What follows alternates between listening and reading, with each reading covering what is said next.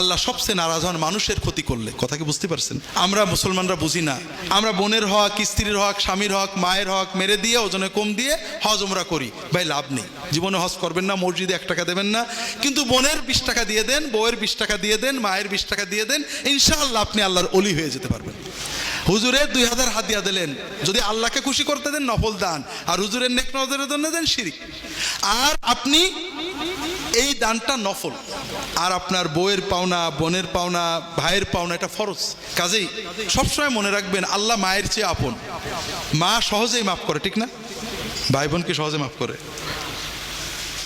কাজেই আল্লাহর কোনো বান্দা যেন আমাদের দ্বারা ক্ষতিগ্রস্ত না, বিশেষ করে আমাদের সাথে যারা থাকে, আমার স্ত্রী, আমার স্বামী, আমার ভাই বোন, ছেলে মেয়ে, তাদের পরে ইনসাফ করা আমাদের দায়িত্ব, তাদের হক আদায় করার দায়িত্ব। পাড়া প্রতিবেশী, আমি মানুষের উপকার করতে না পারি, অন্তত কারোর হক নষ্ট না হয়। 2 নম্বর, সাধ্য হলে মানুষের উপকার করা। তাহাজ্জুদের নামাজ পড়ার চেয়েও মানুষের উপকার করার সওয়াব অনেক বেশি।